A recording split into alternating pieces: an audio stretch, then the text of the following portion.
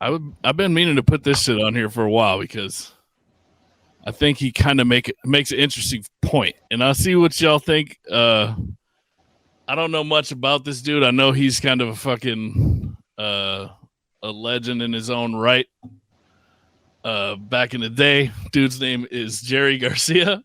Everybody may know him or from just being familiar with. I think he was in the Grateful Dead. But he has some shit to say about rap music. So I'll see what y'all think. See what y'all take on his opinion. Roll the clip. Let me get that pulled up here. Well, rap is not music, for one thing. I mean, it isn't music. You know, it's talking. That's what it says. Rap. Rap means talking. It's not music. It's talking in meter. It's got rhyme, and it has meter. It has rhythm. It's not music. It's okay. I mean, there's nothing wrong with it. I have no problem with it. It just isn't music, and people who get to be great at rap are not great musicians. They're just great at rap, It's not. There's no road from rapping into music, you know what I mean? And music is something that you can get better and better and better at. I don't know if you can do that with rap, I don't know whether it has that kind of space in it or that kind of leads off into infinite numbers of possibilities. Music does. What do you think? First of all, I fucking highly disagree, and I'd slap him right out of that floral decored fucking couch for even saying music and nobody can get better at it. Like, what a fucking asshole. And I understand what he's saying with talking, but I mean, it's like, what's the difference with what's the guy that's from here? His name, the famous guy, Bob Dylan. Bob Dylan. Like, what's the difference? He said, "I'm done on bands and I'm done on bands and I'm done." What's the difference? That's like, and rappers nowadays are more melodic than any fucking era of music that I would think, and people know more about melodies than anything now. I'm sure he was speaking back then, judging by the couch. I'm sure it was like 1985 or something when he said that. But yeah, thanks for saying this relevant. In all reality, if that was 1985, he might have had a valid point. Even then, though, I mean, there was messages and all type of shit in the music. Like, how is that not music? Well, because he was saying there was vocally a message, but I see what he's saying, and it's like it kind of goes both ways, in my opinion, because what he's saying is that, like, if you're a musician in '85, bruh, and rap is just starting to picking up, what they were doing is like the same thing they did all through the '90s. Like, it's kind of almost heart crushing when we hear the original California Love samples. Like, damn, you didn't even do it. That was somebody else's shit. That was somebody else's music that you just decided to put a drum track on in your little garnishments. But musically, you didn't really do too much. Yeah, you didn't play piano, you didn't play bass, you didn't play the drums. Yeah, you didn't do shit. Somebody else did it. You took it and you talked over it. That's the argument he's making. Well, I guess let's take rap. That's rhythm and poetry. So really, I guess they probably looked at it as poetry. But I feel like the minute that beat hits, I don't care what else comes after that. That's music. Yeah, well, that's where actually when I first watched this video, I was kind of salty just by him saying that. Like, oh man, this dude don't know what the fuck he's talking about. I'm all the way salty right now. And then he said one line. He was like, "There's no path from rap to music," and I kind of agree to that point. Like, if you're a rapper, unless you get into making your own beats and shit and you just rap, then like Kazi said, yeah, you do some singing and there's a melody, but that's just like, you could almost say that with singers and shit. Like singers, if you just sing and you're not learning an instrument and you're not learning how to make music, you're a vocalist. You're stuck in your lane and shit. You know what I mean? And I think that is kind of true for a lot of rap and shit. Like, you know what I mean? If you're not making your own beats and going from being shitty at making beats to getting better and better and making your own shit and actually doing the musicianship behind it, if you just rap, then and you focus on just rapping, then there is no lane for you to become a better musician. You know what I mean? For like, if you pick up a guitar, you can be shitty at it at first, but the more you play it, the more you try, the more you put shit together, then you can actually grow into a musician of being able to play multiple instruments. You eventually can compose music. You can see the song from all angles instead of just a rap verse. So I kind of see what he's saying from that particular line.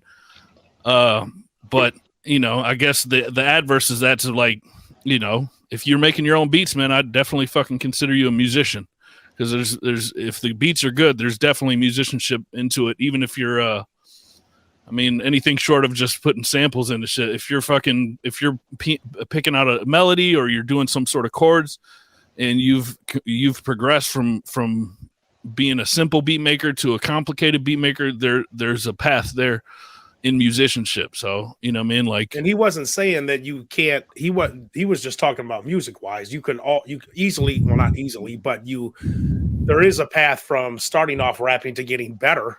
You know what I mean? There's that. So but that's not his argument. His argument was basically, I've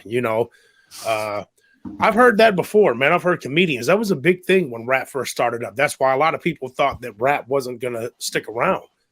A lot of people thought it was just can't remember the word. A novelty. Like a fluke. It was like a fluke. Like, this is just some fad. That's what I meant. It was like a fad. Like, it was going to stick around for a little bit. Eventually it took off, but they thought that it was going to, it was just a fad, because there has been musical fads before. You know what I mean? And that didn't make it, So Kazi's over there looking like he's feeling a certain way about this shit. I understand where you're coming from. And then even with the beat making and all that, what's weird is I make beats. I don't consider myself a producer. I would just say I'm a beat maker, but I don't even necessarily consider myself a musician. I never felt comfortable like claiming that title, because I honestly don't really feel like I am. I feel like musicianship has something to do with you understand some shit. I really don't. I just play by ear. Yeah. A lot of musicians do that, bro. Matter of fact, we don't have to run a Beatles track, but everybody's heard of the Beatles and shit, and them motherfuckers couldn't even read fucking music. They had other people sitting down with them. They were doing the songs and the chords and shit, and then they had somebody else come in there and really write down what they were playing. You know what I mean? Right. So it's like, but they were still musicians, arguably the biggest rock band in history, I guess I understand what that dude's saying and what you guys are saying, but I guess I would just say that maybe the rap part shouldn't be hung up in that title. Like, the music is the music. The rap is like a vocalist or poetry, but it's just a combination of the two. And maybe they're just their own thing in their own right. But I don't feel like you can't get better. You can get better at anything if you keep doing it. So for him to say for sure. Can't get better, I don't care how many times I've gotten better just writing, no matter how many times I've wrote and rapped and recorded a verse or whatever. I've gotten better over time, so I don't agree with that part. Hi. Why, hello. Got a cigarette? I always keep a fresh bag of molten gold. Wow, molten gold? That ain't all I'm bagging, baby. Want to go back to my place? Yeah. Molten gold cigarettes. Guaranteed to get you laid. May not actually get you laid. Molten Gold Cigarettes is not responsible for your sex life. In order to call yourself a musician, in my opinion, you have to be able to like be sufficient enough to feel confident to sit down, not even necessarily like jam with somebody else, but to sit down and make your own shit and believe in yourself enough to follow it and like produce something and make something, but also, know that it actually is going somewhere. Like, but I also kind of think it's like, at least with one instrument, it doesn't necessarily have to be a multitude of instruments. Like you said, a vocalist is a vocalist. If you're a guitar player or a piano player, if you can, come up with some chords, you have a general understanding, you can kind of do a lead over some shit. That's enough to really kind of be like, yeah, I can throw a lead on that shit. I can fucking come up with something, even if it takes me an hour or if it takes me 5 minutes. You're still creating something. You're still using your musical intuition. You can create you can create and it makes sense. It's just not hitting a bunch of shit that's not in the right note, the right keys. Right. Right. So I mean, that's what I'm saying. Like, obviously, Nuke can play multiple instruments. I can play the piano, but if you ask me, like, yeah, go into a D minor flat 6 or some shit, and it's like, man, I don't know what the fuck you're talking about. I don't know. See, but I only have gotten to that level in like maybe the last few years, and I've been playing, messing around with piano since I was like 7 or 8. I started playing guitar when I was probably 12 or 13. And I'm just getting to the level within the last few years where I'm like, yeah, I can go to a D minor 7 and shit. And I know where that is where that is on a piano. I know where that is on a guitar. You know what I mean? So like there is levels to it as far as like me, even within the last few years, I wouldn't consider myself a musician. Like I could play guitar and I could follow and I could jam and shit. I was more of a guitarist or a drummer. Like I had specialties, but in broad strokes of being able to, consider yourself like I definitely wouldn't even say I've mastered any of those things. I'm kind of like, jack of all trades, master of none and shit. Like, yeah, but you kind of contradicted yourself a second ago. You said I wouldn't call myself a musician up to a couple years ago.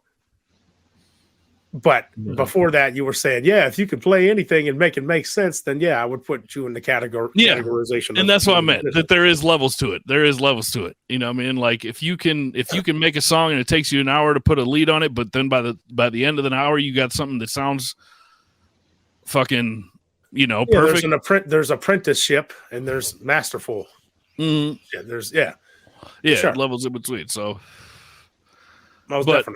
But, as far as how music is right now, a lot of people are missing out on those steps unless you're making your own beats and you're being creative with your beats. Because, I mean, a lot of people are making beats that just sound poppy and trendy and shit. But instead of somebody who's a musician who knows enough to get creative and think outside the box and shit, it's like that shit is dying. And a lot of that shit is due to the fucking, the death of the musician instead of the birth of the vocalist or the rapper and shit. You know what I mean? Like those are their lanes and shit, but it doesn't leave a lot of outside room to become a musician.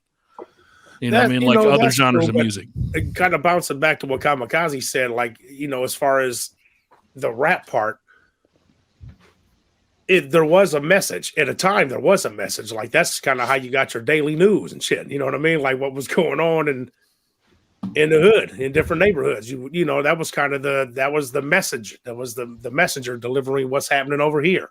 And, but now they took it out. So it's like, if you take that out and everything that you have access to is all that poppy shit that everybody's trying to do, then you get lost in the sauce, man. There's no message anymore. It's just, I'm trying to make a hit. I'm trying to sound like what's on the radio, which in all honesty, everybody's kind of done that as far as like, we all wanted to be on the radio. You know what I mean? We all wanted to have a song play on the radio and shit. But, that's what all I'm saying, man, is that there is no message anymore, man. I seldom hear that, man. Most of the time. It's very few and far between. Bullshit, weed, cars, and then that's it. You know what I mean? That's what I'm hearing. And then every now and again, you'll hear something, but it's usually like underground. I'm just talking about the mainstream.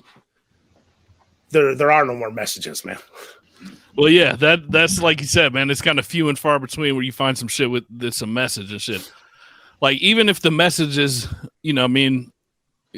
find a grind, make your money and shit. Like, okay, at least the message is to hustle instead of just songs about flexing and shit. You know what I mean? Like, there's so much shit nowadays where that's the only thing, that's the only fucking substance in a song. You know what I mean? So even the rap and the poetry is you know what I mean? Like you're making a poem about flexing. You're making a poem about, you know what I mean? Like what you got or what you do or how you feel and shit, but it's not necessarily message. It's not necessarily concept or theme.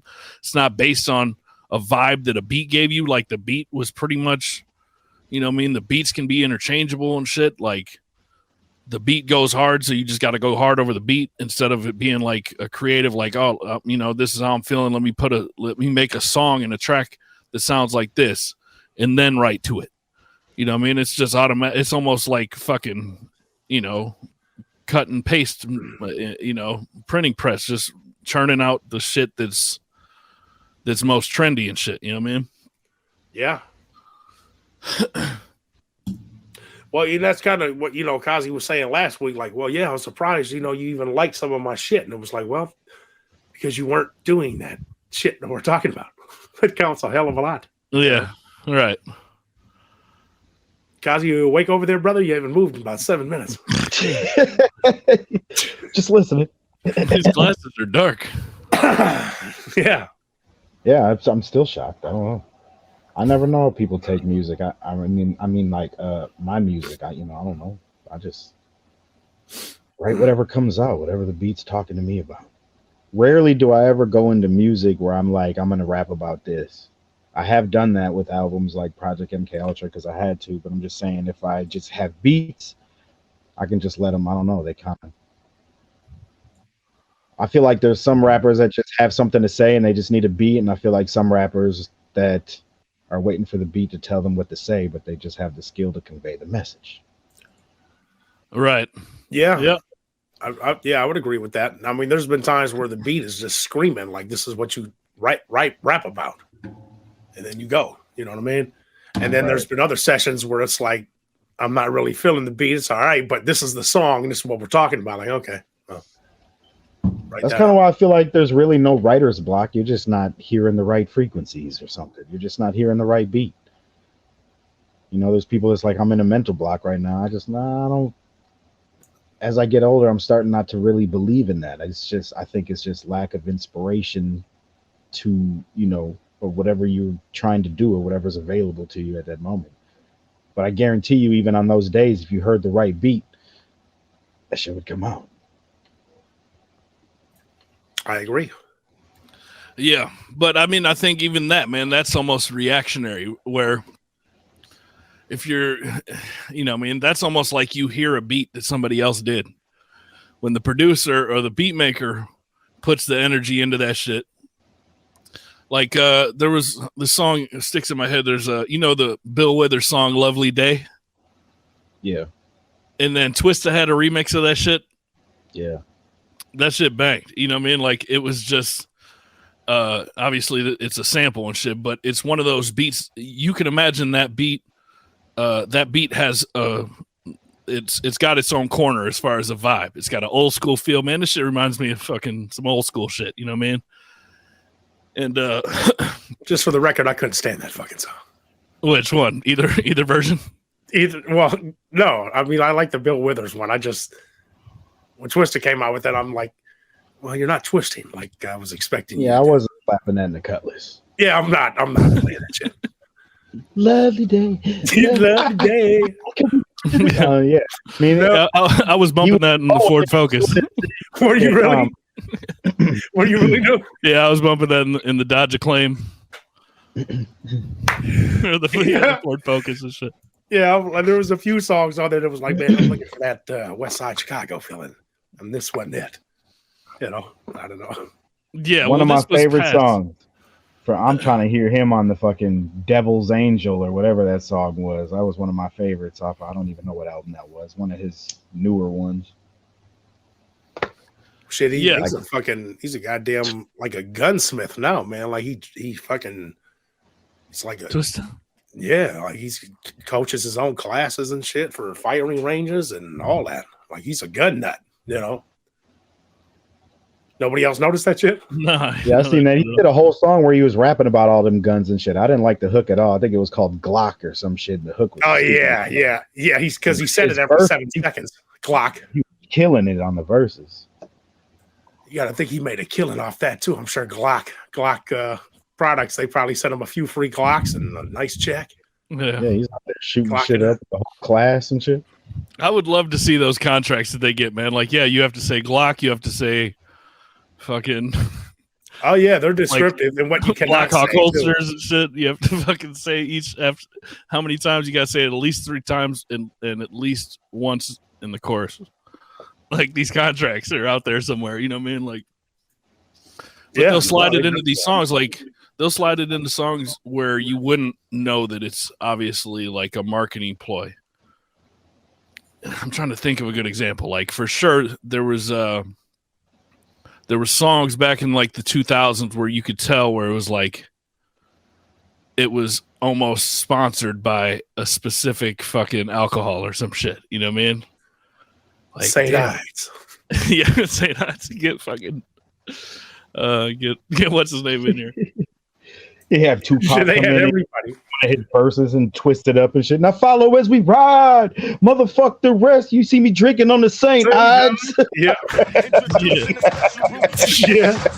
Crazy. I saw MC8 one the other day. That like sipping on the St. Ides. Like, yeah, that was pretty funny. St. Ides was bomb though. I don't give a fuck what anybody was talking about. I've only had it one time, man, and I never liked the taste. I've never liked the taste of alcohol anyway, man. But I don't know. Something about, you thought it was fire? St. Ides? St. Ides, yeah. Well, we used to have these. I don't know what drinks they were. They had the red and a blue one. That's all I remember because I think I used to get the blue one or something. But I remember drinking the beer. Didn't they have a beer? Like, wasn't that a beer? Yeah, bro. You talking about Alizé? You talking about Alizé, man? Nah, man. St. Ides had like fruity drinks, and I know that one was blue because I can see the bottle in my head. It's not the Alizé. We were drinking that too. That shit was like a chaser for whatever else we were drinking.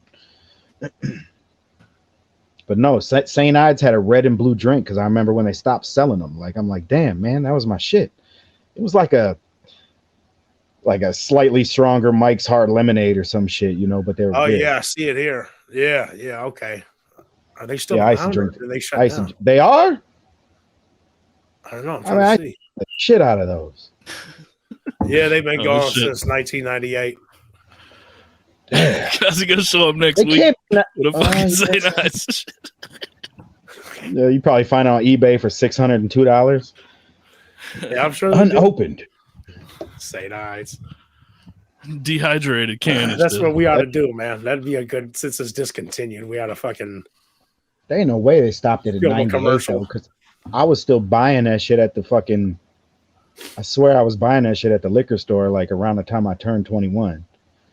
You might have, man. I'm sure it was probably discontinued, but they got to get rid of that shit in their warehouse. I know Camels is my favorite brand, and they switched over papers, you know, and they came out with this new pack and everything, but it didn't smoke right. It didn't smoke like the same old Camel. Right. And, you know, like a year later, I'm still finding like Camels, the old school Camels, until they finally ran out. Like, damn, they're all gone. Yeah, he's like, hey, Nuke, they got the old ones back over. Yeah, hit you out like, bro, they got the real Camels, and we're smoking on this bullshit. But you remember them Snoop raps? It was like the first raps that came out that didn't have any tobacco. Was it Snoop? It was Snoop Dogg. He was promoting the shit. I forget what they were called, but he had this one that was called Chronic. And that made all our regular weed taste just like Chronic. That was the most amazing blunt in my life. I've never fuck with that for sure. That shit literally made any weed you smoked in that blunt just like Chronic. We were smoking dirt weed back. You getting the 2 for the 15 back then and shit, you know. Got those chronic chemicals built into the rap. I remember when they didn't even have cigarettes. We were smoking the big blunts. You put a whole dime in that motherfucker. You spent half the whole dime. The fucking Phillies and shit. That motherfucker was this big, like, bruh. Riding around fucking in the hood and shit and looking for a motherfucker that got the 2 for the 15. Yeah. Man. You want to put it out? You want to put it out, save it for later a little bit? Back then, it was like not everybody sold weed, bro. You literally had to know somebody that fucking knew somebody. Just drive around the hood and shit. It ain't like now.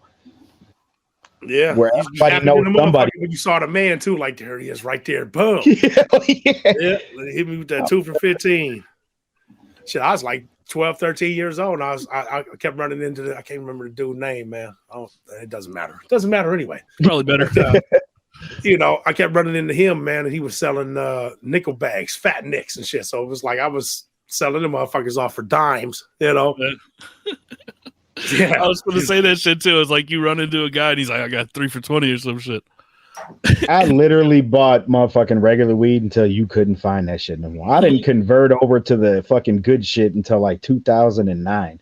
I was still getting fucking $25 a quarter. But you know what? I didn't feel like a fucking... It didn't hurt to go make a purchase, you know? It's like... It wasn't an expensive habit like these days. Yeah, I was getting Yeah, $50 that dro. zips and shit. That dro was too goddamn expensive when it first made that transition, man. It's like this shit was fucking hurting. Yeah, I remember getting fucking mids and shit. It was like 40 a quarter and shit. I remember when it first hit, bro. Like the first day, like it was 60 bruh, a gram or some shit. bro. It was $20 a joint for a pinner. It was 20 for a pinner, and people was getting it too. Like because the high was better, but the taste was out of this world though. It was like, and this was joints. Like motherfuckers you wasn't even putting this shit in wraps and blunts and shit, bro. This was like joints. I still say that weed doesn't, to this day, doesn't taste like the weed that I had back then. Like there was a certain crispiness to the fucking flavor and shit. Like it wasn't all compact and shit to travel. That motherfuckers was growing shit out here and shit. You know, it was like, I don't know. There was some good ass weed back then. I remember when I was a young man. When it came to the ladies, I was running through them. But then I made the ultimate mistake and I got married. Damn, what the hell was I thinking? Every time I look at my wife, I want to crawl inside of a liquor bottle. And that's exactly what I do. I've been drinking Modiac for the last 17 years. Modiac, a man's drink. A smooth cognac that'll light your chest on fire and make you forget how much of a bitch your wife is. Hey man, did y'all hear about that YouTuber that got shot doing some prank at the mall? Not of America, but some other one? Nah. Not an American mall? No, not the Mall of America. I can only imagine though. There's people out here just playing with people for views and shit. I don't know. Yeah, I don't know the story behind it, but apparently the dude that shot him, he got arrested, you know. So I don't know who knows what happened, you know. But I've seen some things before. You guys ever seen that they dress up like Arabs and shit and they say some weird shit and throw a fucking bag that gives you the sense of feeling like this was some type of an explosive or some shit like that. Man, that's so bad. That shit ain't even funny. Right. Yeah. You know, it's like it's not funny, but then you watch it go, fuck, that's fucking hilarious. You know. But it's like it's not. I'm whatever his name is, and I'm here to fuck your wife and shit. Like you just go. Yeah. What the hell was his name? What was dude's name? Oh no, I forget what his name is. I got a bald head. No, that was the other dude. I'm Tyrone. That's Tyrone. Yeah, Tyrone. It's got to be. I'm here to fuck somebody's wife. Yeah, shit. He got in a squabble a couple times doing that shit too. Like, bro, that's yeah. And but I've seen more of them that are fake, where people are pretending like you just go up and see somebody and like, yo, I want to do a video. I'm gonna come up and act like I'm gonna fuck with you and shit, and you chase me off, right? Yeah, you know what I mean? Like that's the fucking bit. Like that's probably most of the motherfuckers I see. Yeah, you can tell. Like, oh, it's just a prank, man. It's just a prank. Unless somebody really fucking tees off on you and shit, then you can see. And I think even them, it's like, yo, I'm gonna come up and start fucking with you, man, and just chase me off and shit. And then they don't know who they just fucking offered that to, and that motherfucker ends up actually trying to hit you and shit, like just to make it good for the video. But you can almost tell by the face when the motherfuckers get mad, like if it was real or not. Yeah. Right. Yeah, for sure. Yeah, most motherfuckers wouldn't react the way they do on the video. It would be a little more subtle and shit. Like, speaking of bad acting. Oh, sorry. Go ahead. No, that's exactly what I said. That's perfect transition. I said bad acting. Let's go moving on to bad acting. I heard what was I can't remember the guy's name, man. At the moment. Nicolas Cage has a movie coming out. Yeah, that's John Wick is in theaters. It's bad acting. No, the dude from Poetic Justice, man. The dude, Chicago. You know, the Tales from the Hood. That guy. He's in a Vlad interview these days. And Vlad says that, you know, yeah, he was a great rapper / actor, right? And dude's like, yeah, man, he was, you know, probably the best rapper actor ever, you know, and he was about to be moving on to great big shit, you know, theatrically or whatever. And so I just saw that a couple days ago. And so I'm watching Gridlocked. I'm watching Gridlocked with Tupac Shakur and Jim Belushi, John Belushi's brother. Right? Yeah. He's fucking terrible. No, that's Jim Belushi. That's gang related. Which one's the? Oh no, wait, yeah. I'm talking about the one where he's playing a cop. That's gang related. Okay, gang related. What did I say? Gridlocked? Yeah. So gang related. And it's like, dude, there's a lot of parts in there where it's like he just overacted the shit. Like, it's like, man, they're really gonna fuck us up.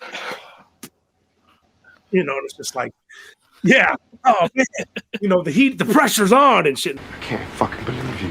Can't believe you.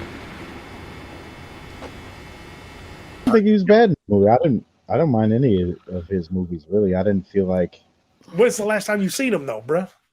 Man, I seen them all, man. That's like my favorite rapper of all time.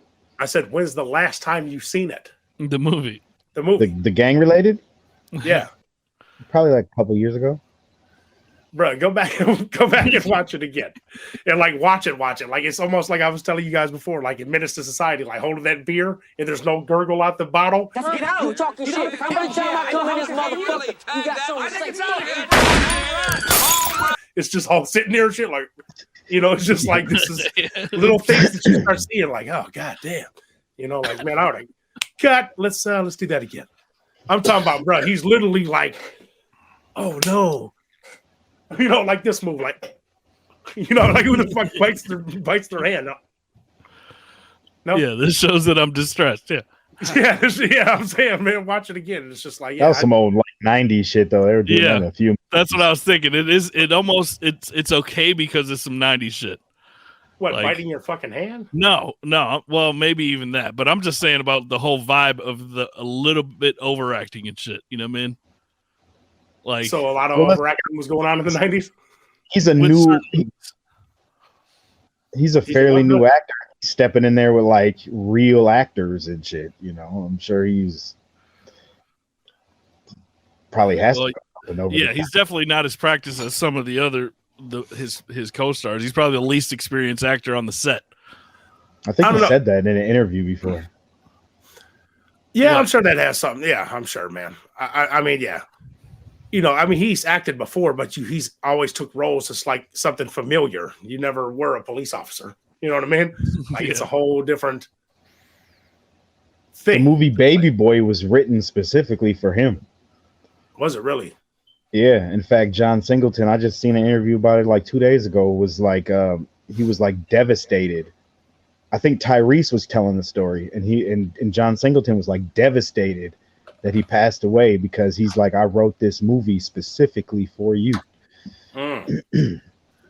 Speaking of John Singleton, either one of you guys watch Snowfall?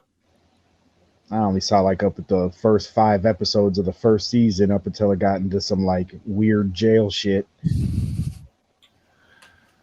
Yeah, it did get weird. It got real Hollywood there for a second. Like, why are you throwing this particular scene in there? Why is that?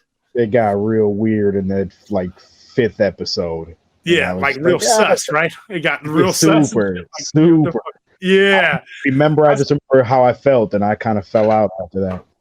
But I heard that. Well, you know what? They never had another thing like that in the whole season. It was just like, well, we got to get this out the way, so let's get this out the way quick. Was that John Singleton too? You said that was John Singleton? Yeah, he did the first 2 seasons, and then he died. So they're like trying to finish his vision.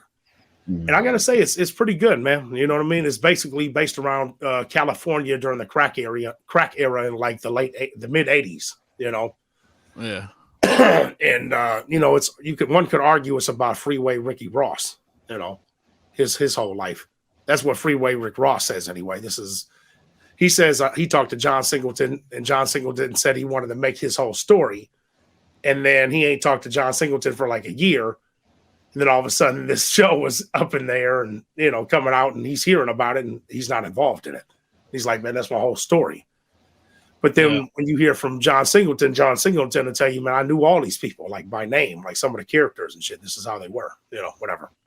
Yeah. But, yeah, shit. That's also fucking kind of tragic to know that Baby Boy was supposed to be Pac. I feel like, was it that close? That's why he was on the wall in the background on Tyrese's room. There was a mural of Tupac in the background. But I wish even though John Singleton and Tupac fell out, and Pac was not a fan of him. In fact, he, and I quote, called him a coward for whatever reason. I forget.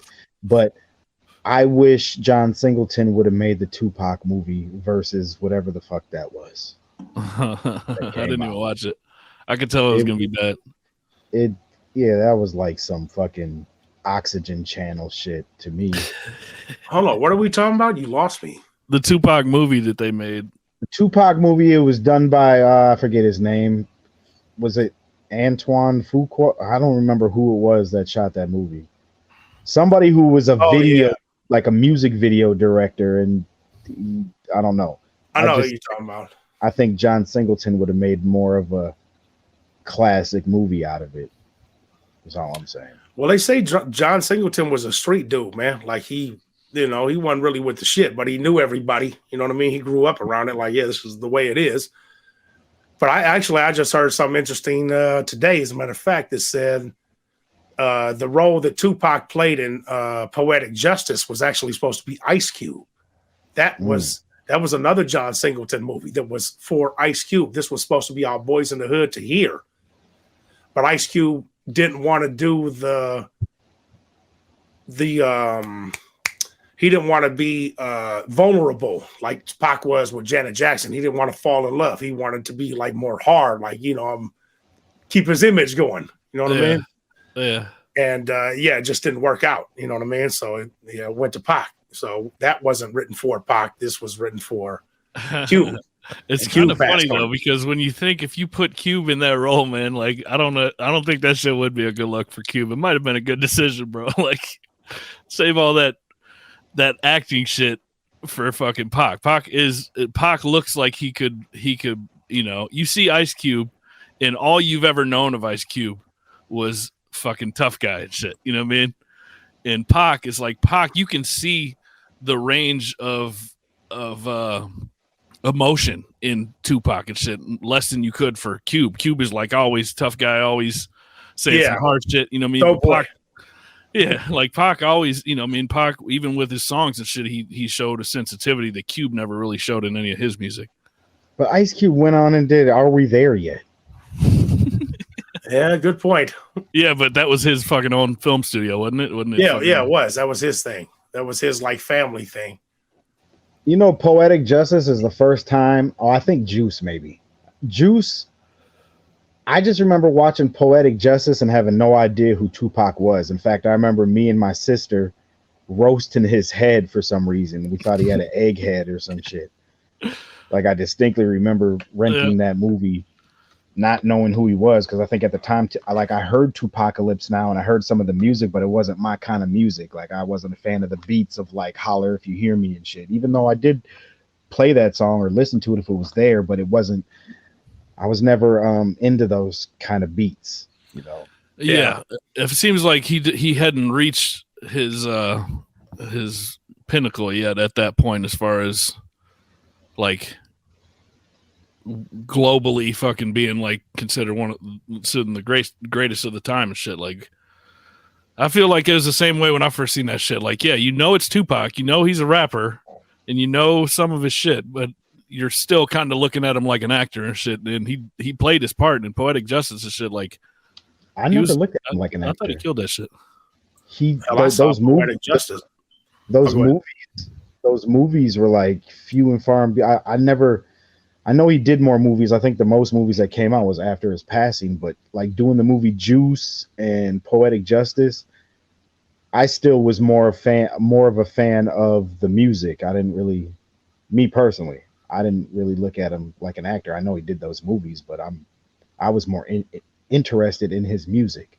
Yeah. Once he did Me Against the World, like that's where it changed for me. It was Me Against the World and like Shed So Many Tears and then when when All Eyes on Me came out, it was like that album blew my mind at the time. Plus, I paid like $26 for that double disc. Well, I don't know the timeline of this shit.